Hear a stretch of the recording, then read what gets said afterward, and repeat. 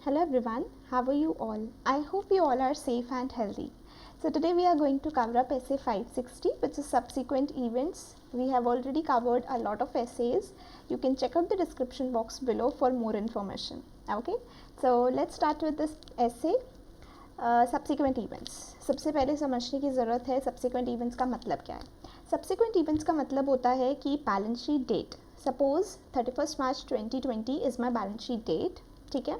सो इस डेट के बाद and till the time I issue my audit report as an auditor, उसके बीच में जो भी इवेंट्स हो रहे हैं which are relevant to the balance sheet date तक की transactions that are known as subsequent events. मतलब बैलेंस शीट डेट जाने के बाद कुछ ऐसा इवेंट हुआ which affects the financial statements which I am doing the audit of. Okay, so इसके अंदर वो वाली चीज़ें भी आ जाएंगी। अब यहाँ तक हम रिस्ट्रिक्ट नहीं कर सकते कि कुछ इवेंट्स हैं जो हमें पता चले बैलेंस शीट डेट के बाद हो रहे हैं and till the time audit report issue हो रही है तब तक हो रहे हैं। लेकिन अगर आपको कुछ चीज़ अपनी ऑडिट रिपोर्ट को इशू करने के बाद पता चल रही है and that thing is relevant और दैट फैक्ट इज़ रेलिवेंट, तो आपको उस केस में भी क्या एक्शंस लेने हैं एज एन ऑडिटर, क्या प्रोसीजर्स परफॉर्म करने हैं as an auditor, that we are going to study in this particular एसे।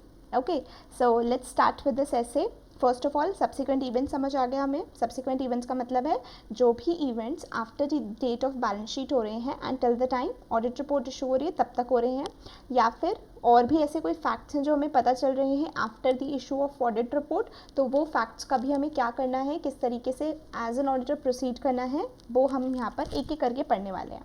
सबसे पहला केस लेते हैं उन इवेंट्स के बारे में जो इवेंट्स हो रहे हैं from the date of financial statements till the date of audit report. उस केस में आप क्या करोगे?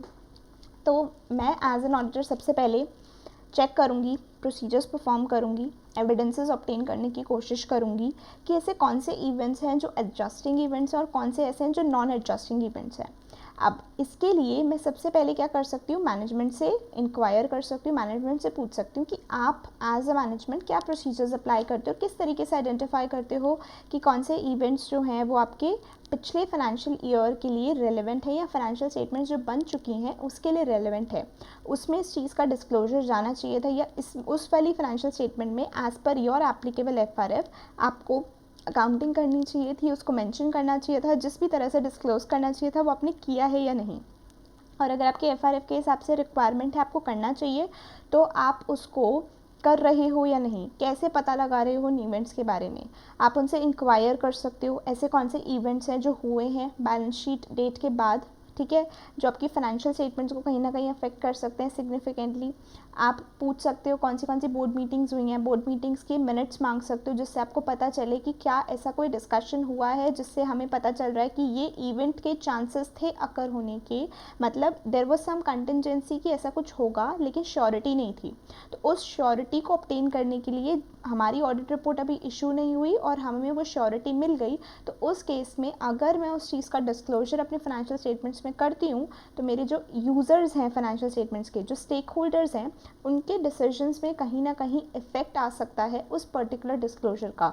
सो मुझे उनसे पूछना पड़ेगा कि क्या ऐसे कोई सब्सिक्वेंट इवेंट्स हुए हैं जिसका इफ़ेक्ट, जिसकी वजह से मेरे यूज़र्स का डिसीजन मेकिंग पर कहीं ना कुछ चेंजेस हो सकते हैं।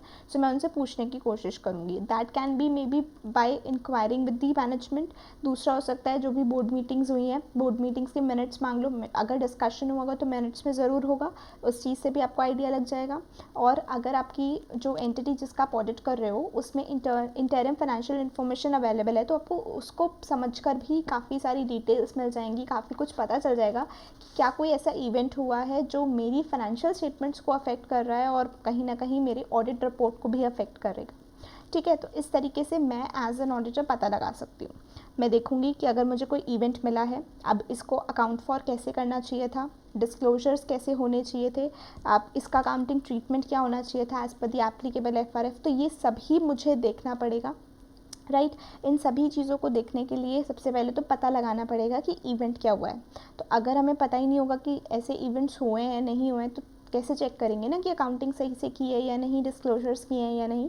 तो इसीलिए हमें सबसे पहले आइडेंटिफाई करना है कि ऐसे कोई भी सब्सिक्वेंट इवेंट्स हुए हैं या नहीं। आइडेंटिफाई करने के बाद the second thing you have to do is you have to check कि उसकी एडजस्टमेंट या उसका डिस्क्लोजर सही से हुआ है या नहीं। आप मैनेजमेंट से WRs भी ले सकते हो, रिटन रिप्रेजेंटेशंस ले सकते हो कि उन्होंने इस चीज़ की अकाउंटिंग अप्रोप्रिएटली करी है या नहीं, या डिस्क्लोजर रिक्वायर्ड था तो डिस्क्लोजर सही से हुआ है या नहीं। इस चीज़ के लिए can take the WRs also from the management. ठीक है, तो ये सिनेरियो मेरा फर्स्ट सिनेरियो हो गया जहाँ पर मुझे इवेंट्स पता चले हैं which have occurred between the date of या after the date of financial statements but before the date of audit report. ठीक है, वहीं अगर मैं दूसरे सिनेरियो की बात करूँ तो कुछ ऐसे इवेंट्स हो सकते हैं जिनके फैक्ट्स मुझे पता चले हैं after the date of audit report, लेकिन अभी फाइनेंशियल स्टेटमेंट्स पब्लिकली इशू नहीं हुई है। सिर्फ और सिर्फ मैनेजमेंट के पास हमने ड्राफ्ट ऑडिट रिपोर्ट भेजी थी और ऑडिट रिपोर्ट भेजने के बाद वी रियलाइज्ड और we found out some facts which are indicating some amendments in the audit report. And आपको पता है कि अभी तक फाइनेंशियल स्टेटमेंट्स इशू नहीं हुए हैं पब्लिकली, इसका मतलब ऑडिट रिपोर्ट भी पब्लिक के पास नहीं गई है। तो अगर आप चेंजेस कर सकते हो तो आप डेफिनेटली करने की कोशिश करोगे। सबसे पहले वही मैनेजमेंट से पूछोगे कि क्या वो क्या मैटर है, उस चीज़ को डिस्कस करो। ठीक है, फिर उनसे पूछो कि क्या वो फाइनेंशियल स्टेटमेंट्स में अमेंडमेंट कर रहे हैं, क्या करने की ज़रूरत है, इस चीज़ के बारे में देखो। उनसे पूछो ये जो पर्टिकुलर मैटर है इस चीज़ को किस तरीके से डील करने का सोच रहे हैं। अगर वो उनके लॉज रेगुलेशंस FRF के हिसाब से कोई प्रोहिबिशन नहीं है, वो चेंजेस करना चाहते हैं फाइनेंशियल स्टेटमेंट्स में तो कर सकते हैं। तो उनसे पूछो कि क्या आप वो चेंजेस कर रहे हो। अगर वो चेंजेस कर रहे हैं तो डेफिनेटली मुझे as an auditor additional procedures perform करने पड़ेंगे उस पर्टिकुलर अमेंडमेंट से रिलेटेड। जो चेंजेस वो कर रहे हैं मुझे भी चेक करना पड़ेगा कि उन चेंजेस की वजह से मेरी ऑडिट रिपोर्ट पर क्या इफेक्ट आ रहा है। So definitely I will have to also perform the additional procedures जिससे कि मैं उन अमेंडमेंट्स को भी चेक कर पाऊँ। राइट, मुझे अपनी ऑडिट रिपोर्ट भी इशू करनी पड़ेगी नई वाली। अब पुरानी वाली तो काम की नहीं रहेगी क्योंकि चेंजेस हो रहे हैं। तो definitely I will have to either issue the new audit report और the amended one, depends on the case कि क्या फैक्ट आपको मिला था। ठीक है, मैं अपने ऑडिट रिपोर्ट के एम्फेसिस ऑफ मैटर पैरा या फिर अदर मैटर पैरा के अंदर बताऊंगी कि क्या सब्सिक्वेंट इवेंट था, क्या प्रोसीजर्स परफॉर्म किए गए, and those procedures were only specifically solely with respect to the amendments to the financial statements. क्योंकि मेरे को दोबारा से थोड़ी ना ऑडिट करने बैठना था, मुझे तो पर्टिकुलरली सिर्फ और सिर्फ उस पर्टिकुलर अमेंडमेंट से रिलेटेड बताना है कि क्या चेंजेस किए गए हैं, क्या सब्सिक्वेंट इवेंट्स मिले थे, क्या प्रोसीजर्स परफॉर्म किए गए थे। राइट, लेकिन अगर मैनेजमेंट मना कर देती है, अमेंडमेंट करने की रिक्वायरमेंट थी नहीं करती, तो मुझे क्या करना पड़ेगा, मुझे अपनी ओपिनियन मॉडिफाई करनी पड़ेगी। तो अगर आपकी रिपोर्ट अभी भी आपने एंटिटी को नहीं दी है तो आप उसमें ईजिली मॉडिफिकेशन कर सकते हो, लेकिन एंटिटी को दे दी है तो आप मैनेजमेंट और TCWG को बोलो कि आप इस ऑडिट रिपोर्ट को बाहर इशू नहीं करोगे क्योंकि ये सही नहीं है। लेकिन फिर भी आपके मना करने के बावजूद वो ऐसा कर देते हैं तो उस केस में आपको पूरे एक्शंस लेने की ज़रूरत है, पूरा मेक श्योर करने की ज़रूरत है कि आपकी ऑडिट रिपोर्ट पर कोई भी यूज़र भरोसा करके अपना डिसीजन ना ले ले। नहीं तो क्या होगा, गलत ऑडिट रिपोर्ट के बेसिस पे गलत डिसीजन मेकिंग हो जाएगी और लॉसेस हो सकते हैं to the third parties. So this is what you have to make sure. अगर आपके मना करने के बावजूद TCWG या मैनेजमेंट आपकी गलत ऑडिट रिपोर्ट जो अमेंड नहीं हो पाई, अमेंड होनी थी, फाइनेंशियल स्टेटमेंट्स को अमेंड करना था, उन्होंने नहीं किया, तो आपको अपनी ऑडिट ओपिनियन को मॉडिफाई करना था क्योंकि उस अमेंडमेंट की वजह से काफ़ी इफेक्ट आ रहा था, आपकी मॉडिफिकेशन इन ओपिनियन रिक्वायर्ड थी, बट आप नहीं कर पाए। तो आप उनको बोलो कि आप इस चीज़ को पब्लिकली इशू नहीं करोगे। अगर वो कर देते हैं तो आपको अप्रोप्रिएट एक्शन लेना पड़ेगा जस्ट टू मेक श्योर कि कोई भी आपकी उस ऑडिट रिपोर्ट पर रिलाई करके गलत डिसीजन मेकिंग ना कर ले। ठीक है, अब ये तो सिनेरियो वो था जब फाइनेंशियल स्टेटमेंट्स इशू नहीं हुई थी और मुझे पता चल गए थे कुछ फैक्ट सब्सिक्वेंट इवेंट से रिलेटेड। बट ऐसा भी तो हो सकता है ना, फाइनेंशियल स्टेटमेंट्स इशू होगी, ऑडिट रिपोर्ट इशू होगी, अब मुझे फैक्ट्स के बारे में पता चल रहा है। अब इस केस में क्या करना पड़ेगा, मुझे देखना पड़ेगा कि क्या अमेंडमेंट है उस पर्टिकुलर सिनेरियो में, मुझे क्या ऑडिट प्रोसीजर्स परफॉर्म करने की ज़रूरत है, मुझे देखना पड़ेगा कि मैनेजमेंट क्या स्टेप्स ले रही है इस पर्टिकुलर चीज़ से रिलेटेड, वो उस बारे में उस सिचुएशन को किस तरीके से हैंडल कर रही है, क्या मैनेजमेंट फाइनेंशियल स्टेटमेंट्स को अमेंड कर रही है। अगर फाइनेंशियल स्टेटमेंट्स को अमेंड किया जाएगा तो डेफिनेटली मुझे अपने ऑडिट प्रोसीजर्स परफॉर्म करने पड़ेंगे, नई ऑडिट रिपोर्ट इशू करनी पड़ेगी, है ना। तो मुझे ये सब चीज़ें डिपेंड करेंगी ऑन दी मैनेजमेंट कि मैनेजमेंट क्या कर रही है। मैनेजमेंट अगर फाइनेंशियल स्टेटमेंट्स को अमेंड करेगी तो डेफिनेटली मेरी ऑडिट रिपोर्ट पर उस चीज़ का इफेक्ट आएगा और मुझे प्रोसीजर्स वगैरह परफॉर्म करने पड़ेंगे। अब जब मैं अपनी अमेंडेड ऑडिटर्स रिपोर्ट इशू करूँगी, अपनी अमेंडेड रिपोर्ट इशू करूँगी, उसके अंदर मैं एम्फेसिस ऑफ मैटर पैरा के अंदर बताऊंगी कि इस पर्टिकुलर फाइनेंशियल स्टेटमेंट के इस पर्टिकुलर नोट के अंदर they have made some changes और they have made some disclosures. तो मुझे उस चीज़ को क्लियरली बताना पड़ेगा कि ऐसा ऐसा हुआ है and this is what the reason is behind such amendment. I need to mention that in my EOM para, emphasis of matter para of my audit report. Okay, so this is when the financial statements have already been issued and some facts have come to the have been known to the auditor now. ठीक है, तो इस case में क्या होता है, इस case में ऐसा होता है, आपको सबसे पहले you have to inquire with the management, you have to see whether they are making the amendments in the financial statements, then you will perform the procedures, उनके steps देखोगे कि रिव्यू करोगे कि क्या क्या steps ले रहे हैं, फिर ऑडिट प्रोसीजर्स को एक्सटेंड करोगे, न्यू ऑडिटर्स रिपोर्ट को इशू करोगे, उसके अंदर you will mention, you will have an EOM para जिसके अंदर यू विल मेंशन कि किस पर्टिकुलर नोट के अंदर चेंजेस हुए हैं, what was the reason behind such amendment. Okay, अब ये तो हमारे सिनेरियोज हो गए कि हमें सब्सिक्वेंट इवेंट्स के साथ कैसे डील करना है। अब मैनेजमेंट के साथ क्या क्या इंक्वायरीज़ करनी पड़ेंगी स्पेसिफिकली, वो हमारा इसमें एक टॉपिक है एंड ये थोड़ा सा याद करने वाला टॉपिक है, समझ आ जाएगा, बट हमें इसमें फिर भी पॉइंट्स याद करने पड़ेंगे क्योंकि इस पर बेस्ड क्वेश्चंस आ सकते हैं कि कुछ स्पेसिफिक इंक्वायरीज़ बताओ जो मैनेजमेंट से की जा सकती हैं बाय द ऑडिटर। तो आप पूछ सकते हो कि क्या कोई नई कमिटमेंट्स हैं, बोरोइंग्स हैं, गारंटीज़ हैं जिनमें उन्होंने एंटर किया है just after the balance sheet date और उसका इफेक्ट कहीं ना कहीं बहुत सिग्निफिकेंट है, उसकी वजह से फाइनेंशियल पोजीशन काफ़ी ड्रास्टिकली चेंज हो रही है। So you need to check कि ऐसा कुछ हुआ है या नहीं। आपको चेक करना पड़ेगा कि कोई एसेट्स वगैरह, जैसे लाइबिलिटीज़ एक्वायर करने की बात कर रहे हैं वैसे एसेट्स की बात करें, क्या एसेट्स को कोई बेचा गया है या एक्वायर किया गया है, तो उसके हिसाब से देखो क्या उन्होंने कोई प्लानिंग कर रखी थी पहले before the balance sheet date only कि वो कुछ ऐसा प्लान कर रहे हैं बिजनेस एक्विजिशंस का, मर्जर्स का, तो क्या वो just after the balance sheet date हुआ है या नहीं। तो हो सकता है ना इस चीज़ का डिस्क्लोजर करना इंपॉर्टेंट हो जाए, so that is why you need to check कि कोई नई लाइबिलिटीज़ तो नहीं आई हैं, कोई नए एसेट्स एक्वायर किए हैं या दिए तो नहीं हैं, कोई गारंटीज़ तो नहीं दी हैं ली हैं। आपको देखना पड़ेगा कि क्या कैपिटल में कोई इंक्रीज़ तो नहीं आया, कोई डेट इंस्ट्रूमेंट्स इशू हुए हैं, कोई नए शेयर्स, डिबेंचर्स ऐसा कुछ हुआ है या नहीं, या फिर कोई मर्जर्स के एग्रीमेंट हुए हैं, लिक्विडेशन का कोई एग्रीमेंट तो नहीं आया जहाँ पर आपकी गोइंग कंसर्न पर ही क्वेश्चन आ जाए, which is the basic assumption. तो आपको चेक करना पड़ेगा कि कोई अकाउंटिंग पॉलिसी में चेंजेस तो नहीं कर रहे, जिसकी वजह से definitely you have to check accounting policy में अगर चेंज आ रहा है तो क्यों किया जा रहा है, रीज़न क्या है उसका, है ना। हो सकता है कुछ कंटिजेंसीज थी, अब उसकी आपको फाइनल पता चल गया कि डिसीजन क्या है, कोई कोर्ट केस चल रहा था, फाइनल डिसीजन पढ़ के पता चल गया, हम मान के चल रहे थे कि इसका इफेक्ट हमारे ऊपर सही आएगा, कोई प्रॉब्लम नहीं होगी, बट वो ऑपोजिट डिसीजन मेकिंग हो गई जिसकी वजह से मेरी फाइनेंशियल पोजीशन पे बहुत फ़र्क पड़ने वाला है। So these particular scenarios I definitely check, I definitely inquire with the management, और मुझे इसका इफेक्ट भी अपना कहीं ना कहीं देखना पड़ेगा फाइनेंशियल स्टेटमेंट्स में लिया है या नहीं, ऑडिट रिपोर्ट पर भी इसका इफेक्ट देखना पड़ेगा कि सही से अकाउंटिंग ट्रीटमेंट डिस्क्लोजर नहीं हुआ है तो मेरे को अपनी ओपिनियन को मॉडिफाई करना पड़ सकता है। आई नीड टू चेक कि मैंने जो एस्टिमेशन बेसिस पर प्रोविजनिंग कर रखी थी, मैनेजमेंट ने की थी, मैंने चेक करी थी कि हाँ ठीक है, बट हो सकता है ना उसका जो रिज़ल्ट है, उसका जो आउटकम है वो आ ही गया, बैलेंस शीट डेट के जस्ट बाद आ गया, मेरी अभी तक ऑडिट रिपोर्ट इशू नहीं हुई है, और इस पर्टिकुलर केस की वजह से बहुत ज़्यादा फाइनेंशियल स्टेटमेंट्स पर मेजर चेंजेस आ रहे हैं which can definitely affect the decisions of the users. So I need to inquire कि क्या सब कुछ सही है या नहीं। आई नीड टू चेक कि कोई और फैक्ट तो नहीं है जिसकी वजह से कोई प्रॉब्लम हो सकती है, या कोई एसेट्स तो नहीं है जो डिस्ट्रॉय हो गए हैं, या फिर कोई ऐसी चीज़ जिसकी वजह से बहुत ज़्यादा सिग्निफिकेंट इफेक्ट आ सकता है। Everything is going to be inquired from the management. So this was the brief idea about this particular essay 560. Let's cover it up from the notes, and after that we'll quickly revise this up also. Okay, so let's start with this. First of all, we have been given the meaning of subsequent events occurring after the balance sheet date but before the audit report. तो कोई भी event हो रहा है which is occurring after the balance sheet date but before the audit report is your subsequent event. But it also includes the facts that have become known to the auditor after the date of audit report.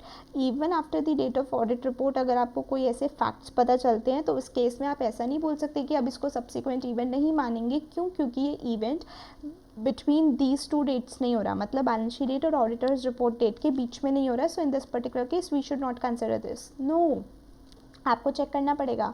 अगर आपको कोई ऐसा fact पता चलता है even after the date of audit report और वो relevant है, सिग्निफिकेंट है, तो भी वो आपका सब्सिक्वेंट इवेंट बन जाता है। You have to consider it. Okay, next, audit procedures in case of subsequent events. तो आपके 3 केसेस बन सकते हैं। पहला केस वो है कि आपका कोई इवेंट हो रहा है, फाइनेंशियल स्टेटमेंट्स की जो डेट थी और आपकी ऑडिट रिपोर्ट की डेट के बीच में कोई इवेंट्स हो रहे हैं। या दूसरा, जब आपको एज एन ऑडिटर आपने अपनी ऑडिट रिपोर्ट दे दी थी मैनेजमेंट को, बट आपने ऑडिट रिपोर्ट साइन कर दी थी, but still it has not been issued publicly. उस केस में आपको जब फैक्ट्स पता चलते हैं तो आप क्या करोगे। तीसरा केस, आपको फैक्ट्स पता चले हैं after the financial statements have been issued, अब वो पब्लिकली सबको इशू भी हो चुके हैं। Now you have got to know कि कुछ ऐसे फैक्ट्स हैं which are very very relevant. तो इन तीनों ही केसेस में आपके एज एन ऑडिटर क्या प्रोसीजर्स होंगे वो हम एक एक करके कवर करने वाले हैं। So see, the first one is events occurring between the date of financial statements and the date of audit report. Second one is the facts which become known to the auditor after the date of auditor's report but before the date of financial statements are issued. And this one is the facts which become known to the auditor after the financial statements have been issued. So let's cover it up one by one. First of all, perform the procedures to obtain the events. This is for A part, which means this one, events occurring between the date of financial statements and the date of audit reports. I have mentioned it as A, B and C. In this sequence only you are going to get the points. First point is under first heading, subheading was perform the procedures to obtain the evidences that all the events, whether adjusting events or non-adjusting events, have been identified. So सबसे पहले तो आपको identify करने पड़ेंगे कि कौन से events हैं, एडजस्टिंग इवेंट्स हैं चाहे नॉन एडजस्टिंग इवेंट्स हैं, आपको सभी को आइडेंटिफाई करना है। आइडेंटिफाई करने के लिए you will have to perform the procedures perform करने के लिए आपके करने के बाद you will have to obtain the evidences also कि ये पर्टिकुलर इवेंट्स हैं जो कि हमें मिल रहे हैं और इसकी वजह से हमें पता चल रहा है कि these are the subsequent events, इस पर हमें एक्शन लेने की ज़रूरत है। ठीक है, first of all you have to identify.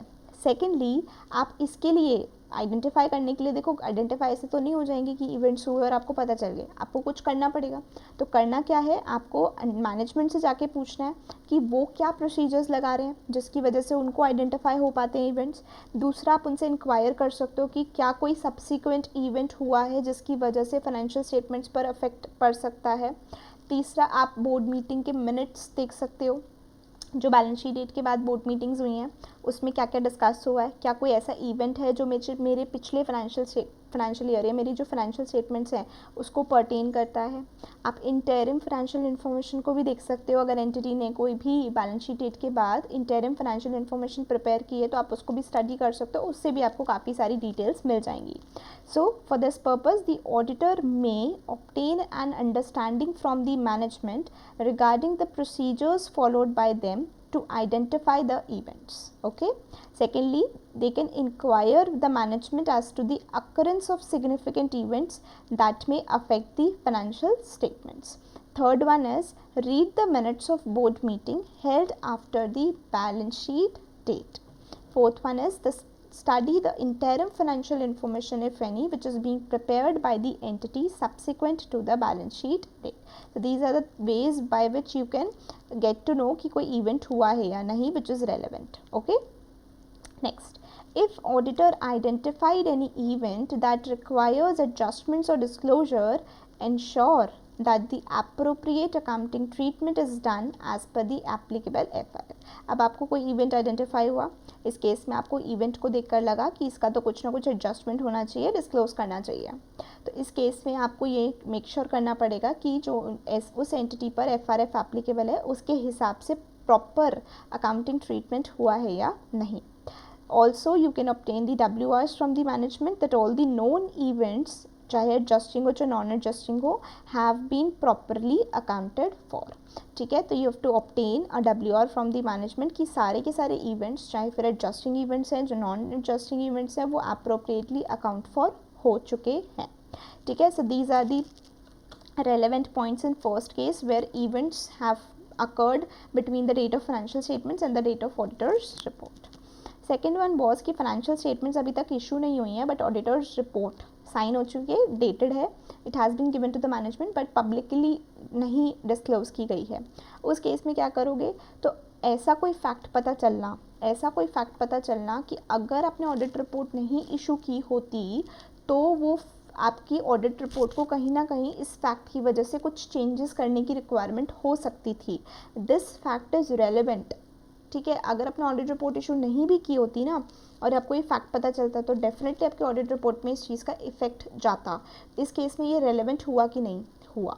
अगर ऐसा कोई फैक्ट पता चला कि अगर आपने ऑडिट रिपोर्ट इशू कर भी दी है तो कोई फ़र्क नहीं पड़ रहा, तो उस केस में कोई रेलेवेंट फैक्ट नहीं है। फैक्ट रेलेवेंट तब बनेगा कि अगर आपने ऑडिट रिपोर्ट इशू ना की होती तो डेफिनेटली इस फैक्ट की वजह से आपकी ऑडिट रिपोर्ट में कुछ ना कुछ चेंजेस आते, ठीक है। तो ये वो उस चीज़ की बात कर रहे हैं, ऐसा कोई fact if it had been known at the time और at the date of auditor's report may have caused the auditor to amend the report, उसकी वजह से रिपोर्ट में अमेंडमेंट हो जाती अगर हमें पहले पता होता तो, ठीक है।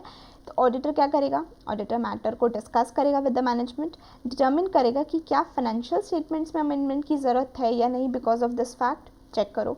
अगर ज़रूरत नहीं है तो कोई प्रॉब्लम नहीं है, लेकिन अगर है तो मैनेजमेंट से पूछो कि मैनेजमेंट इस मैटर को फाइनेंशियल स्टेटमेंट्स में किस तरीके से डिस्क्लोज करने वाली है, किस तरीके से डील करने वाली है, ठीक है। अगर मैनेजमेंट फाइनेंशियल स्टेटमेंट्स को अमेंड कर देती है तो ऑडिटर को अपने ऑडिट प्रोसीजर्स को एक्सटेंड करना पड़ेगा to the date of auditor's report and एक नई ऑडिट रिपोर्ट इशू करनी पड़ेगी on the amended financial statements. Obviously बात है, अगर मैनेजमेंट फाइनेंशियल स्टेटमेंट्स को अमेंड कर रही है तो मैंने जो ऑडिट रिपोर्ट दी थी वो तो मैंने पुरानी वाली फाइनेंशियल स्टेटमेंट्स के हिसाब से दी थी, तो इस केस में मुझे भी तो क्या करना पड़ेगा, मुझे भी तो अमेंडमेंट करनी पड़ेगी ना अपनी ऑडिट रिपोर्ट में। वही चीज़ यहाँ पर लिखी हुई है, if management amends the financial statements the auditor extends the audit procedures to the date of new auditor's report and provides a new audit report on the amended financial statements. Okay till here? Okay, let's move further.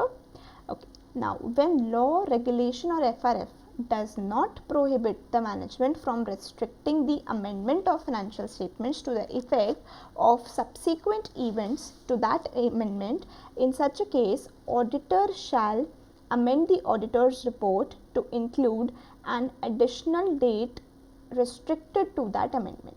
उस particular amendment की वजह से आपने additional procedures करे हैं तो आप उस एडिशनल डेट को भी उसके अंदर रेस्ट्रिक्टेड रहेगी, लेकिन वो अमेंडमेंट तक।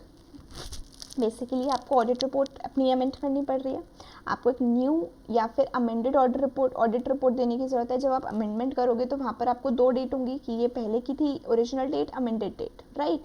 लेकिन अगर आप न्यू इशू करो तो न्यू ही आएगी, और इस वाली न्यू रिपोर्ट में या फिर अमेंडेड रिपोर्ट में आपको क्या देना पड़ेगा, एक एम्फेसिस ऑफ मैटर पैरा या अदर मैटर पैरा देना पड़ेगा, जिसके अंदर आपको बताना पड़ेगा कि कुछ सब्सिक्वेंट इवेंट्स हुए थे और उन सब्सिक्वेंट इवेंट्स पर मैंने प्रोसीजर्स परफॉर्म करे and those procedures were strictly prohibited to the amendments of the financial statements. इसके अलावा कुछ नहीं, मैंने सिर्फ और सिर्फ फाइनेंशियल स्टेटमेंट्स के जो अमेंडमेंट्स हैं उस पर प्रोसीजर्स अप्लाई करे हैं, मैंने और एक्स्ट्रा कुछ भी नहीं किया है, ठीक है। तो इस चीज़ को आपको कन्वे करना पड़ेगा कौन से पैरा में, EOM पैरा या फिर OM में, तो एम्फेसिस ऑफ मैटर पैरा या फिर अदर मैटर पैरा में। ओके, नेक्स्ट, अगर मैनेजमेंट अमेंड नहीं करती फाइनेंशियल स्टेटमेंट्स को, करने की रिक्वायरमेंट थी बट उन्होंने नहीं किया, तो उस केस में क्या करोगे, आपको अगर मॉडिफाई, आप देखो इस केस में आपको क्या करना था, उनको चेंजेस को अमेंड करना चाहिए था फाइनेंशियल स्टेटमेंट्स में। अगर उन्होंने फाइनेंशियल स्टेटमेंट्स को अमेंड नहीं किया, इस केस में आपकी ओपिनियन चेंज हो जाएगी, आपकी ओपिनियन मॉडिफाई हो सकती थी, आप अपनी ओपिनियन मॉडिफाई कर सकते थे। तो जब आपको मॉडिफाइड ओपिनियन देनी थी और उन्होंने अभी तक फाइनेंशियल स्टेटमेंट्स को अमेंड नहीं किया और आपने रिपोर्ट को अभी तक उनको दिया नहीं है, अगर रिपोर्ट नहीं दी तो basically it is very easy for you to modify your opinion, क्योंकि फाइनेंशियल स्टेटमेंट में जो रेलेवेंट चेंजेस थे वो नहीं किए गए हैं, बट आप अपनी ऑडिट रिपोर्ट उनको दे चुके हो और आपकी ओपिनियन जो है वो मॉडिफाई होनी थी बट अभी मॉडिफाइड नहीं है क्योंकि आप ऑलरेडी दे चुके थे ऑडिट रिपोर्ट। तो इस केस में क्या होगा, इस केस में मैनेजमेंट को, TCWG को जाकर बोलो कि आप इस ऑडिट रिपोर्ट को प्लीज़ इशू मत करना, पब्लिकली डिस्क्लोज मत करना, क्योंकि ये गलत है, मेरी ओपिनियन मॉडिफाइड है और इस ऑडिट रिपोर्ट में मॉडिफाइड ओपिनियन नहीं गई भी क्योंकि आपने फाइनेंशियल स्टेटमेंट्स को तो चेंज नहीं किया, करने की रिक्वायरमेंट थी। तो इस केस में आप उनको बोल दो कि आप इसको पब्लिकली थर्ड पार्टीज़ को डिस्क्लोज मत करो। लेकिन वो फिर भी अगर ऐसा कर देते हैं, वो फिर भी इशू कर देते हैं, उस केस में आप क्या करोगे? आपकी तो एज एन ऑडिटर रिस्पॉन्सिबिलिटी बनती है कि ओपिनियन सही होनी चाहिए। अब फाइनेंशियल स्टेटमेंट्स तो मिसलीडिंग है, इस केस में आपको क्या करना पड़ेगा? आपको ये मेक श्योर करना पड़ेगा कि कोई भी यूज़र उस ऑडिट रिपोर्ट पर रिलाई करके अपना कोई भी डिसीजन ना ले। तो इसकी रिस्पॉन्सिबिलिटी ऑडिटर पे आ जाएगी कि उसको एप्रोप्रिएट एक्शन लेना है, जिससे कि कोई भी उसकी ऑडिट रिपोर्ट पर रिलाई ना करे, क्योंकि ऑडिट रिपोर्ट गलत है। ऑडिट रिपोर्ट मॉडिफाइड होनी चाहिए थी बट नहीं हुई है, क्योंकि वो ऑलरेडी इशू हो चुकी थी to the management of the TCWG and they have disclosed it to the public even after being notified by the auditor कि ऑडिट रिपोर्ट को इशू ना किया जाए। ठीक है, let's read it from the notes.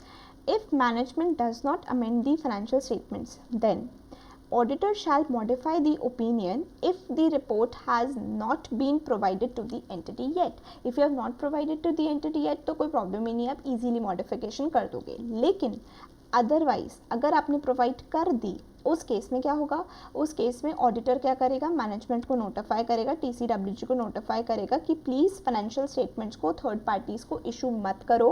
क्यों? क्योंकि फाइनेंशियल स्टेटमेंट्स के साथ ऑडिट रिपोर्ट भी चली जाएगी और उस पर सभी लोग रिलाई कर लेंगे। तो इसीलिए वो नोटिफाई करेगा to the management and the TCWG not to issue the financial statements to the third parties.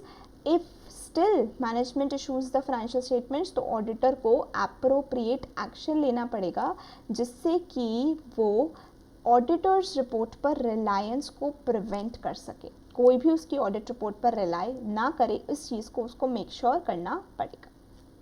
ठीक है, let's move to the third point. Third point क्या था? कि फाइनेंशियल स्टेटमेंट्स इशू हो चुके हैं। थर्ड पॉइंट में था फाइनेंशियल स्टेटमेंट्स इशू हो चुके हैं और आपको कुछ ऐसे फैक्ट्स पता चले हैं जो अगर आपको पहले पता होते तो आपके ऑडिटर्स रिपोर्ट में कुछ ना कुछ फ़र्क आता। ठीक है, तो इस केस में आपका जो ये बी वाला पॉइंट था ना, सब कुछ सेम है, उसमें सिर्फ थर्ड वाले एरो को छोड़कर, मैं आपको बता देती हूँ, इस वाले एरो को छोड़कर बाकी सारा सेम है यहाँ तक। ठीक है, तो ये वाला पूरा आपका यहाँ से लेकर ये पूरा सेम है 2 पॉइंट्स तक। थर्ड वाला एरो छोड़ देना ये पूरा। ठीक है, इसके बाद यहाँ पर हम फिर से कवर करते हैं। तो फर्स्ट 2 एरोज़ में क्या था? फर्स्ट 2 एरोज़ में कुछ नहीं था। फर्स्ट 2 एरोज़ में इतना बोला था कि मैटर को डिस्कस करो, जो भी फैक्ट आपको पता चला है, देखो कि क्या फाइनेंशियल स्टेटमेंट्स में अमेंडमेंट की ज़रूरत है, मैनेजमेंट से इंक्वायर करो कि वो इस मैटर को किस तरीके से डील कर रहे हैं। अब अगर मैनेजमेंट फाइनेंशियल स्टेटमेंट्स को अमेंड कर देती है तो ऑडिटर क्या करेगा? तो अगर फाइनेंशियल स्टेटमेंट्स में अमेंडमेंट होती है, इसका मतलब फाइनेंशियल स्टेटमेंट्स इशू हो चुके थे, अब अमेंडमेंट हो रही है। अब अमेंडमेंट होगी तो डेफिनेटली मुझे भी अपनी ऑडिट रिपोर्ट को अमेंड करना पड़ेगा, मुझे अपने ऑडिट प्रोसीजर्स को परफॉर्म करना पड़ेगा, जो भी उस पर्टिकुलर सिनेरियो में जो भी सूटेबल होंगे। राइट, मैं देखूंगी कि मैनेजमेंट ने क्या क्या स्टेप्स लिए हैं, कि जो पिछली फाइनेंशियल स्टेटमेंट थी, ऑडिटर्स रिपोर्ट थी, उसको क्या सभी को इन्फॉर्म कर दिया गया है कि वो गलत है और फाइनेंशियल स्टेटमेंट्स को अमेंड किया जा रहा है, कि उस क्या स्टेप्स लिए गए हैं बाय द मैनेजमेंट, वो चेक करना बहुत इंपॉर्टेंट है इस केस में। क्यों? क्योंकि financial statements already publicly disclose हो चुके थे, अब लोग तो डिसीजन मेकिंग कर सकते हैं। तो उस चीज़ को मेक श्योर करने के लिए कि नहीं उस पर आपको रिलाई नहीं करना है, इसके लिए ऑडिटर नॉट ऑडिटर, मैनेजमेंट ने क्या किया है, this has to be reviewed by the auditor. ठीक है, थर्डली ऑडिटर क्या करेगा? अपने ऑडिट प्रोसीजर्स को एक्सटेंड करना पड़ेगा, क्योंकि वो नई वाली रिपोर्ट देगा तो डेफिनेटली उसको प्रोसीजर्स को एक्सटेंड करना पड़ेगा और नई ऑडिट रिपोर्ट देनी पड़ेगी based upon the amended financial statements, क्योंकि फाइनेंशियल स्टेटमेंट्स चेंज हुए हैं तो डेफिनेटली ऑडिटर्स रिपोर्ट में भी चेंजेस होंगे। ठीक है, so this is what is written over here. If management amends the financial statements, auditor shall carry out the audit procedures which are necessary in the circumstances on the amendment. Okay, review the steps taken by the management to ensure that anyone in receipt of the previously issued financial statement together with the auditor's report thereon is informed of the situation. तो जिसको भी पिछली financial statements issue हुई है उसको इस बात को इन्फॉर्म करा जाए कि वो ऐसे सिचुएशन है, गलत है, उसमें कुछ चेंजेस होंगे because we have found out some facts which are relevant. Okay, thirdly extend the audit procedures to the date of new auditor's report, obvious सी बात है, provide a new auditor's report on the amended financial statement. So these are the 4 things which have to be done by the auditor. Now in the amended auditor's report, EOM para referring to the notes to the financial statements that discussed the reason of amendment in the financial statements should be included. अब आपको जो newly amended report दोगे, new auditor's report दोगे, उसके अंदर आप एक EOM para डालोगे, उसके अंदर आप मेंशन करोगे कि इस पर्टिकुलर नोट को ये पर्टिकुलर नोट ऐड किया गया है. आप इसमें बताओगे कि इस फाइनेंशियल स्टेटमेंट में किस वजह से अमेंडमेंट की गई, ये आपको उस फाइनेंशियल स्टेटमेंट्स के note number so and so में मिल जाएगा. ठीक है, तो इस चीज़ को आपको अपनी ऑडिटर्स रिपोर्ट में भी मेंशन करना ज़रूरी है, क्योंकि पता तो लगना चाहिए ना कि क्या किस वजह से ऐसा किया गया. मतलब फाइनेंशियल स्टेटमेंट्स इशू भी कर दी और उसके बाद चेंज कर रहे हैं, मतलब कुछ बड़ी बात होगी तभी ऐसा करने पर मजबूर हुए हैं. तो डेफिनेटली आपका यूज़र्स का अटेंशन वहाँ पर जाए, इसीलिए आपको यहाँ पर डालना है एम्फेसिस ऑफ मैटर पैरा. ठीक है. Next, specific inquiries to be made from the management. देखो ये वाला पॉइंट आपको थोड़ा थोड़ा याद करना पड़ेगा, बट हो जाएगा, पढ़ते हैं एक बारी. ठीक है. So first point under this is कि स्पेसिफिक इंक्वायरीज क्या करोगे मैनेजमेंट से, कैसे पता लगाओगे. हमने पढ़ा था ना, इंक्वायरी कर लो मैनेजमेंट से, कैसे करोगे, क्या पूछोगे, उसके बारे में देखोगे कि क्या कोई नई कमिटमेंट, कोई नई लायबिलिटीज़ आ रही हैं, कोई नई कमिटमेंट, बोरोइंग्स, गारंटीज, इसकी वजह से लीवरेजेस पर फ़र्क पड़ सकता है, डेट इक्विटी रेशियो पर फ़र्क पड़ सकता है, तो कहीं ना कहीं मेरी financial position of the entity पर फ़र्क पड़ सकता है. तो इसीलिए मुझे चेक करना पड़ेगा कि इस पर्टिकुलर इवेंट की वजह से मेरी एंटिटी की जो ऑडिट रिपोर्ट है, जो फाइनेंशियल स्टेटमेंट्स हैं, वो ट्रू एंड फेयर व्यू दे भी रही है या नहीं. कुछ ऐसा तो नहीं है जिसका एडिशनल डिस्क्लोजर रिक्वायरमेंट है. So that is why I need to check कि कुछ ऐसा हुआ है क्या, कोई एसेट्स को बेचा है या अक्वायर तो नहीं किया है. जैसे कि आपने प्लान कर रखा था कि आप ये पर्टिकुलर एसेट्स एक्वायर करने वाले हो, तो क्या वो हो गए हैं एक्वायर या नहीं हुए, या बेचने का सोचा था तो वैसा कुछ हो रहा है या नहीं हो रहा है. क्या कोई प्लानिंग करी है या वो असली में आपने सेल कर दिए हैं एसेट्स को या एक्वायर कर लिया एसेट्स को. तो पहला था लायबिलिटीज़, दूसरा था एसेट्स.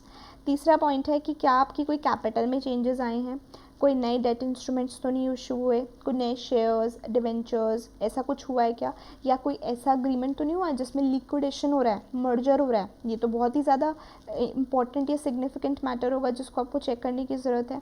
तो इसलिए आपको इस चीज़ की भी इंक्वायरी करनी पड़ेगी. ऑल्सो आपको देखना पड़ेगा कि क्या कोई एसेट्स हैं जो कि अप्रोप्रिएट किए गए हैं बाय द गवर्नमेंट ने ले लिए या फिर डिस्ट्रॉय हो गए हैं, for example by fire, flood, इसकी वजह से एसेट्स चले गए जिसकी वजह से बहुत ज़्यादा मेजर लॉसेस हो सकते हैं, या कोई मेजर इवेंट है जिसकी वजह से मेरी फाइनेंशियल पोजीशन पर फ़र्क पड़ सकता है. कोई कंटिजेंसीज थी, कोई कोर्ट केस चल रहा था before the balance sheet date, उसका डिसीजन आ गया, तो उसका इफेक्ट आपको डेफिनेटली आपको डिस्क्लोजर देना चाहिए कि ये सो एंड सो चल रहा था केस, इसका डिसीजन इस दिन पर आया है एंड ये फेवर में है, अगेंस्ट में है, कंपनी पर इसका क्या क्या इफेक्ट आने वाला है, फाइनेंशियल पोजीशन कैसे चेंज होने वाली है. So that you need to disclose. तो इसके हिसाब से दिस इज़ ऑल्सो इम्पॉर्टेंट. आपको पूछना पड़ेगा कि क्या कोई अनयूजुअल अकाउंटिंग एडजस्टमेंट्स तो नहीं की गई हैं या करने की कोशिश तो नहीं की गई हैं, तो आपको वो भी चेक करना पड़ेगा. ऐसा तो नहीं है 31 मार्च तक कुछ एंट्रीज बुक करी थी और बैलेंस शीट डेट खत्म होती है रिवर्सल्स मारे जा रहे हैं, क्यों मारे जा रहे हैं. You need to check that. Okay. Next, whether any events have occurred or are likely to occur that will bring into question the appropriateness of accounting policies used in the financial statements, as would be the case, for example, if such events call into question the validity of going concern assumption. This is the primary assumption. इसके basis पर ही तो financial statements को बनाया जाता है कि entity will be running for a longer period, infinite period के लिए entity चलती रहेगी, अभी बंद होने के chances नहीं है. लेकिन अगर कुछ ऐसा हो गया जिसकी वजह से going concern assumption पर क्वेश्चन आ रहा है, तो definitely this is important, this is significant. Next, whether any events have occurred that are relevant to the measurement of estimates or provisions made in the financial statement. देखो provisioning तो हर financial statement में होती है, कुछ estimation basis ही होता है, कुछ ऐसा तो है नहीं कि ऐसे ही होगा, एक्चुअल फिगर भी यही होगी, कुछ ना कुछ लॉजिकल एस्टिमेशन बेसिस के ऊपर हम कर देते हैं, अमाउंट्स डाल देते हैं. बट कुछ ऐसा हो गया जिसकी वजह से वो एस्टिमेशन बहुत, उसमें ज़मीन आसमान का फ़र्क आ रहा है, बहुत सिग्निफिकेंट चेंज आ रहा है, तो definitely you need to consider कैसे कौन से इवेंट्स हैं, क्या हुआ, क्या एस्टिमेट पे बहुत ज़्यादा इफेक्ट आने वाला है. चेक करो कहीं प्रोविजनिंग बहुत ज़्यादा गलत तो नहीं बन रही है. थोड़ा बहुत ऊपर नीचे समझ आता है, ऐसा तो नहीं है बिल्कुल 1 लाख रुपये 2 लाख रुपये, बहुत मतलब 1 लाख रुपये 2 लाख रुपये नहीं कह सकते, मटीरियल इफेक्ट आ रहा है, ये चीज़ चेक करो. नेक्स्ट, क्या कोई ऐसे इवेंट्स हो रहे हैं जो कि आपके एसेट्स अब रिकवरेबल नहीं रहने वाले, मतलब एसेट्स के नाम पर बैलेंस शीट में एसेट्स तो दिख रहे हैं बट उनकी कोई वैल्यू नहीं है, उसको बेचने जाओगे कुछ नहीं मिलेगा, तो ऐसा भी हो सकता है। इसकी वजह से बहुत बुरी हालत है, हम एक तरफ देख रहे हैं एसेट, ओहो कंपनी के पास इतने अच्छे अच्छे एसेट्स हैं, कितनी अच्छी पोजीशन है, फाइनेंशियल पोजीशन कितनी अच्छी है, बट बाद में देखा जाए तो एक्चुअल में एसेट्स सिर्फ नाम के एसेट्स हैं, काम के नहीं हैं. So that is why this is also important. So you have to check whether any new commitments, borrowings, guarantees have been entered into. Secondly, you have to check whether sales, acquisitions of assets have been occurred or are planned. Thirdly, you have to check whether they, not check but to inquire with the management whether there have been increase in the capital or issuance of the debt instruments such as the issue of new shares, debentures, or an agreement to merge or liquidate has been made or is planned. Whether any assets have been appropriated by the government or destroyed, for example by fire, flood. Whether there have been any developments regarding the contingencies. Whether any unusual accounting adjustments have been made or are contemplated. Whether any events have occurred or are likely to occur that will bring into question the appropriateness of the accounting policies used in the financial statements, as would be the case, for example, if such events call into question the validity of the going concern assumption. Whether any events have occurred that are relevant to the measurement of estimates or provisions made in the financial statements. Whether any events have occurred that one relevant to the recoverability of the assets. So these are some of the specific or special inquiries which has to be done by the auditor from the management. Okay, so this was all about this particular essay, which is essay 560, subsequent events. We have covered all the topics. This specific inquiries topic can be asked in exams, so we cannot skip this topic. You have to learn these points जितने आपको maximum याद हो जाए. You cannot miss this because इस पर question आ सकता है. Okay, so that is why I've covered this in the notes also. Majorly आपका बहुत ईजी सा स्टैंडर्ड है, बिल्कुल टेक्निकल डिफ़िकल्ट कुछ नहीं है इसमें. आपको बस ये 3 केसेस याद रखने हैं. आपको इजीली पता है कि क्या करोगे. पहले आइडेंटिफाई करो, देखो प्रोसीजर्स, मैनेजमेंट से इंक्वायर करो. तो ये सारी चीज़ें ना कॉमन सी चीज़ें हैं, आपको एक बारी पढ़ के याद हो जाएंगी.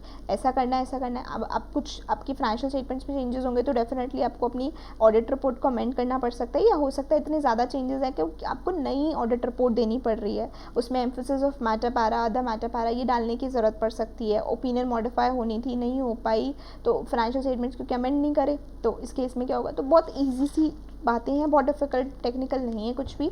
आप 1-2 बार इसको सुनना, रिवाइज करना, इसके क्वेश्चंस कर लेना जस्ट आफ्टर दिस वीडियो. आपको ये पूरा क्लियर हो जाना है topic. Okay, so let's quickly revise this up so that आपको लास्ट में कभी दोबारा इसको देखना पड़े तो आप सिर्फ लास्ट का पोर्शन देख सकते हो, या फिर जो भी आपको जितना भी पोर्शन कंफर्टेबल लगता है आप टाइम स्टैम्प्स बना सकते हो, उसके हिसाब से आप जस्ट उतना पोर्शन देख लेना, क्विक रिविजन हो जाएगा. Okay, so let's start with essay 560 revision, quick revision. First of all, what do you mean by subsequent events? Subsequent events means the events occurring after the balance sheet date but before the date of auditor's report, and includes the facts that have become known to the auditor after the date of auditor's report. What are the procedures to be undertaken by the auditor in case of subsequent events? There can be 3 cases. First of all, events occurring between the date of financial statements and the date of auditor's report. Secondly, facts which become known to the auditor after the date of auditor's report but before the date of financial statements are issued. Okay. Third, facts which become known to the auditor after the financial statements have been issued. So the first case we are discussing it in detail. First case में when you have the events which are occurring between the balance sheet date and the auditor's report date. So in this case, the auditor will perform the procedures to obtain the evidences that all the events, whether adjusting events or non-adjusting events, have been identified. For this purpose, the auditor may obtain an understanding from the management regarding the procedures that have been followed by them to identify such type of events. He can inquire with the management as to the occurrence of subsequent events that may affect the financial statements. He can read the minutes of the board meetings which are held after the balance sheet date. He can study the interim financial information prepared by the entity which is subsequent to the balance sheet date, obviously. And if the auditor identified any event that requires any adjustment or disclosure, he has to ensure that appropriate accounting treatment has been done as per the applicable FRS. Okay, he can also obtain the WRs from the management that all the events, whether adjusting or non-adjusting, they have been properly or appropriately accounted for.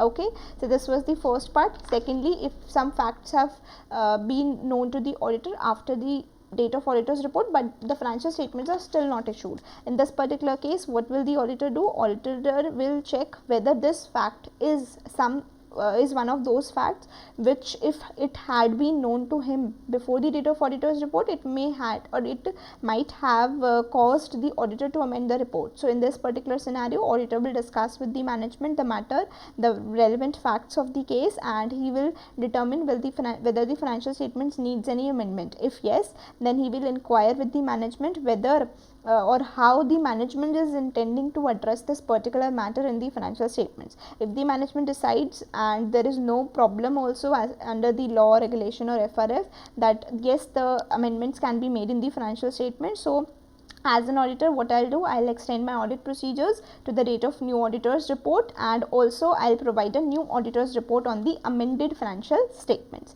Okay, so what I need to consider is, I just need to include in the auditor's report, I just need to amend the auditor's report to include an additional date restricted to that particular amendment.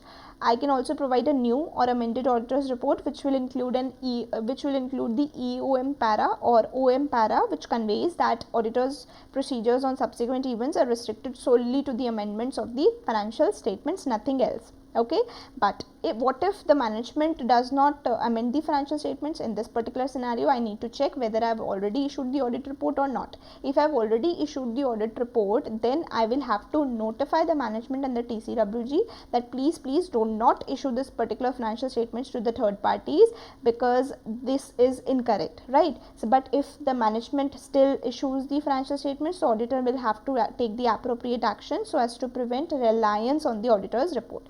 But if the auditor's report was still not being provided to the entity, in that particular scenario, the auditor can easily modify his opinion, because the financial statements have not been amended by the management. Okay, third scenario, financial statements have also been issued and the facts have been known to the auditor after the issuance of the financial statements. So now in this particular scenario, he will discuss this matter with the management and also will determine whether the financial statements required any amendment, and inquire with the management how they intend to address the matter in the financial statements.